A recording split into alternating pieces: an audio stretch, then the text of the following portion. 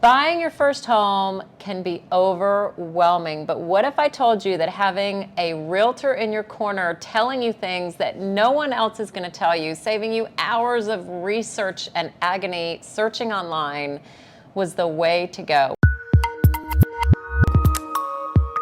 Well, today we are here with a top producing realtor here in my market in Houston, and we're going to be going over tips that anyone can use in any part of the country as you are navigating the seas of home ownership to buy your first home. Let's get started. So, Efrain, thanks for being here. Thank you for bringing me, Jen.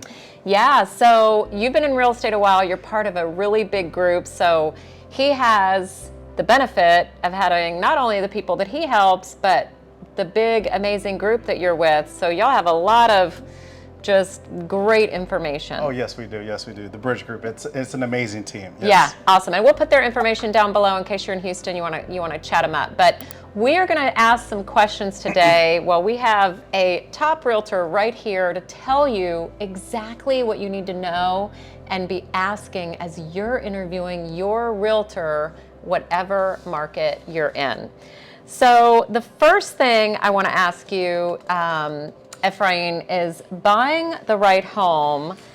What are some underrated factors that buyers might overlook about this beginning part of the process?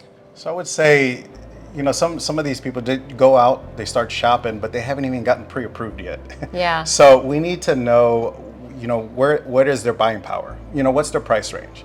And with this, we also show the sellers that, you're a serious buyer. Yeah. Yeah. So. I've had people actually that I'll never forget. I had a lady, Maria, I'll never forget her name. She called me and she'd been at an open house over the weekend and it was Monday morning and she called and she says, I am so excited. We saw our dream home. We've never bought before. My kids already know the paint colors of the rooms. I'm like, oh, Maria, okay, this is fantastic. Yeah. So we started talking and I started taking the application and my heart started to sink because the questions that I was asking her, her answers were not good. Oh. And she was falling in love with a $700,000 house and her income could afford a house of $250,000. Oh, y'all, no. She had no clue what the payment was, no clue what that anything was, and I was just heartbroken. Yeah. So what I think Efrain means is don't go out and fall in love with a house that you don't even know if that fits your budget, how much it costs, how much you need. So step number one, talk to a lender like me, Jen Hernandez here in Houston, or whatever market that you're in. Get a referral to someone. But start the pre-approval process. First thing, yes. First thing. And how long do you think people, in your experience, before they buy something, should start? 6 to 9 months for sure. Yeah. You want to plan this ahead. So that is so important. It's better to plan than just be stuck with, just random spontaneous things. And get some homework. Lenders, we give homework all the time to people on how to get their credit score up and really be prepared. So 6 to 9 months, That's plenty of time. That's good. It goes by so fast. Yeah. So fast. So how do you help first-time buyers narrow down their search? So let's say they have the pre-approval, they've done the homework, and they come to you and they say, okay, I'm pre-approved for $400,000. Mm-hmm. What's next? What's next? Yeah. Okay, so I always do a buyer's consultation. Before we start anything, I want them to know how we do our process, and just to give them an idea of what to look forward to. So during the buyer's consultation, there is a part where I'll start talking to them about the criteria. What is their must-haves? And so then I have them really focus on the top priorities and be flexible with others that are not as important. Mm-hmm. And also, I ask that the people that are going to be part of the whole buying process, that everybody be present, because we don't want to have any hiccups where, I'm just talking to the husband and then he speaks to the wife, and then the wife now tells me something completely different. Now we have to go back and forth. And sounds like me and my husband. We're like talking to each other in front of the professional, and they're like, "Oh my God, have these people talked?" You would think married people talk, right? I don't know about you and your wife, but sometimes there's a big question. Yes. So basically, what I heard was, know your non-negotiables. Like we absolutely have to have this. and then know things what you might be flexible on. Yes, correct. And talk to your partner, spouse. Sometimes in-laws have something to say about the whole deal. Yeah, you have other people. Yeah, and sometimes it could be, a son or daughter that's buying, right? Yeah. So their parents like to get involved. So we want them involved as well, too. So we want to know everybody. No, that's really important. I think that's really important. So now let's say they've been pre-approved. The next step is to come to you and say, okay, green light, we have a pre-approval letter for up to $400,000. You narrowed down the criteria. So now in the making the offer stage, because now this is where the real work comes in. Yeah. How do you help buyers know what to even offer? Like let's say the house is listed for $399. Like, what do you do? How do you know what to offer? Yeah. So let's say, we walked the house, we saw it, they love it. So now I do my part. I run comps on it. So it's just running a comparable. Comps is comparables? Comparable market analysis on the home. So what I try to do is make sure that whatever they're listing at makes sense for the current market. And if it doesn't, then obviously, I'll come across that and I'll find that out. And then I'll express that to my clients. Then that's when we start negotiating. I always start with a conversation with the agent, let them know, what we've seen with our research. And before we even submit an offer, I don't want to waste anybody's time. So I have that conversation with the agent and make sure that we agree on the conversation, and then we'll go ahead and start the paperwork. Yeah. Okay. Yeah. Awesome. And so, what about, sometimes there's multiple offers. I know in our market in Houston, even lately, especially in the summer months, there's multiple people looking at the house, so you might be competing with other people. So what's a tactic that you and your group have won with in maybe getting the edge to where your offer stands out and your people win the deal? Yeah, so there's different tactics that we've done, but I would say one that has stuck out is it's so important to build a relationship, and that's with everybody. And so even the opposing agent, you don't want to be competitive. You're not like me versus you type thing.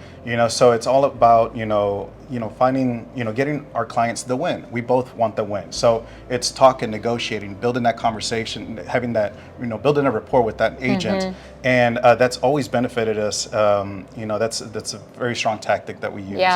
One that we lean on. Yes. Awesome. Yeah, the relationship is important. We call them warm fuzzies. Listing agents are people too, and they get a feeling about, is this agent, actually something I've seen a lot. Listing agents can tell, and buyer's agents can tell when the other side is not going to be nice to work with. They're grumpy and they're, it really can go sideways super quick. So communication is important, and something that we've seen. Now there are tactics that you can do that are like monetary. In fact, I have a video about it. I'm going to put it down for you below in the notes about just, offering more deposit up front and some other tactical things. But on the emotional side, what he talked about, communication. And then also, I make sure that I call the listing agent, so your lender calling the listing agent to endorse and confirm your financing, that they've seen all your documents, et cetera, et cetera. Now, I'm one of thousands of lenders, so I may not be your lender, right? So make sure that your lender is communicative and going to go to bat for you. So it's kind of a question that you can ask, like, hey, what do you do to help me get the offer? What's your tactic, right? That's a good question to ask as you're interviewing lenders. So exciting. Yeah. Win the deal. So what about closing costs? So I hear a lot where first-time buyers, they're like, okay, I've got the down payment, and they forget that there's closing costs. So what's a tactic, or how do they, you can get the seller to pay for closing costs, right? Yeah. There's different ways to negotiate that. So that is one form of doing it. Would be getting the seller to cover that cost. So that's something that if we're in that position, if we're not buying, and we need that, that's one tactic that we use, and we tend to be successful with it.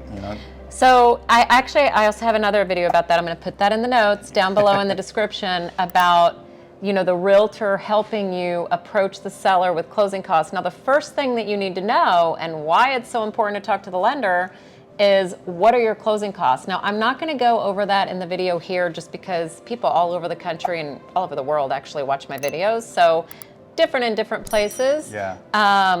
But whatever the closing costs are, ask your lender, get it, get a breakdown, etc., so that your agent knows how much to ask for. Right. Now, depending on the type of loan that you have, there's maximum limits of closing costs that you can ask for as far as a percentage of your loan. Right. So anyway, a lot of nitty-gritty about that. Again, down in the description, I'm going to put a couple of videos about closing costs and asking the seller for those as well. Okay. So thanks for that, oh, yeah, Efrain. Of course. So let's talk about, let's talk about how you get paid. So buyers may not know, does the realtor get paid? Like, how does y'all's commission work? Yeah, so I mean, typically it's a percentage, that we're asking for, and in the buyer's percentage of the price. The price, yes, okay. Sorry, yeah, percentage of the price of the home. Now, that is always discussed when we have our buyer's consultation. So I would suggest that when you're shopping around for an agent, to have that conversation before you even start anything.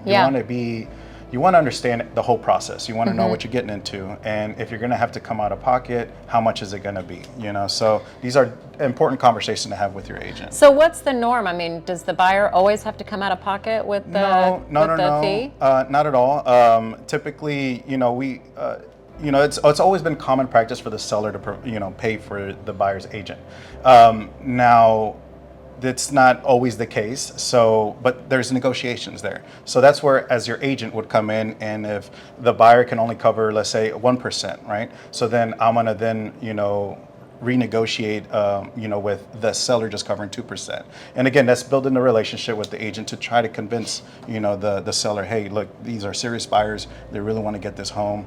Let's just cover 2%. They're going to cover the 1%, and kind of give them a discount as well. So, you're probably thinking like, do I really need a realtor? I can go in on this on my own. I have a video about that too, that I'm going to put down on why you would maybe use a realtor. And this next question actually really is going to, it's going to overwhelm you, but this is where realtors really come in handy. So, you're under contract, there's a period of inspection. Like, you need to make sure the house is in working order and that it's not like a lemon, right? Yes. And so there's an inspection period and then there's an appraisal period. So, like, what happens, like, how do you help navigate problems that arise, like a horrible inspection report or the appraisal comes in short, like what happens? Yeah, so when we go through the inspection process, we will sit down with our clients, review it with them, go over, because it's going to be a packet of lists. And that's like the inspector. 20 pages. Yeah, exactly. Yeah. And that's the inspector just covering themselves and just pointing out everything. Not saying that everything is wrong with the home, but that's when we'll sit down with your realtor who's knowledgeable at what they're looking at and can tell you, okay, this is important, this is not, this is okay, this would, a range cost you this much if we had to pay out of pocket. And so, but what happens is, the first phase of putting in an offer, we're negotiating that, right? And then they accept it verbally, so we submit it. Now we have an inspection done, and after the inspections, that's where the second negotiation comes in, because now we've encountered some issues possibly, right? So then we would then talk about those points and then, come back in and renegotiate with that agent as well on that. Now, if we've gone through, the appraisal process and the home doesn't appraise, that's another negotiation that we have to, then do. Now, if you're going this solo, I mean, what are you going to do? If you don't have the support. As a lender, I've seen it all, and I've seen clients go in it on their own. And when things like this happen, they have no clue. Like, you don't buy a house every day. Like, how would you even know? Yeah. And lenders, by the way, are definitely not trained in contracts, at the state legal level to be able to negotiate for you. So it's like overwhelming. So it can be, yes. Realtors, I wish that lenders and realtors were paid by the hour. That would be fantastic. I'd probably be Bill Gates or Jeff Bezos right now. Yeah. Probably not that much, but there's a lot of hours and things we do behind the scenes. Yeah. So anyway, I've also got a video appraisal. What happens when an appraisal comes in short? That's the evaluation of the market value. Like in the example we used of the $399, like let's say the price you offer and they accept is $399, and the appraisal comes in at $390. $9,000 short. Like, what happens? What are your options? So we've got a Right. video about that too. Lots of notes down in the description, lots of resources for you. Yes. Welcome to Loan with Jen. So that's what I'm here for. Actually, Real Facts No BS. Please subscribe. Check out more of the videos to keep you informed so you can make good decisions. Efrain, his contact info is going to be, you guessed it, down below. Yes. If you're in Houston, you must call this guy. He's got a heart of gold. He's super knowledgeable. And thanks for being with us today. Thank you so much. Yeah. Thank you for having me. Catch you on the next video. Bye. Bye.